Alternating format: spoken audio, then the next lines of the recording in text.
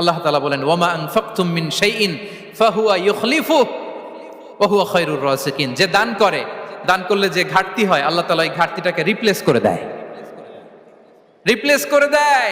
বিষ্ণু ইসা ইসলাম বলেছেন মা নাকাসা মালু আবদিন মিন সাদাকা।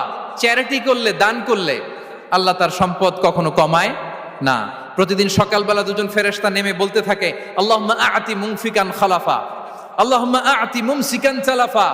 ফেরেশতা দুজন বলে আল্লাহ, যে দান করলো, দানের কারণে যে ঘাটতিটা হলো এটা তুমি মেক আপ করে দাও, এটা তোমার পক্ষ থেকে বারাকা দিয়ে রিপ্লেস করে দাও।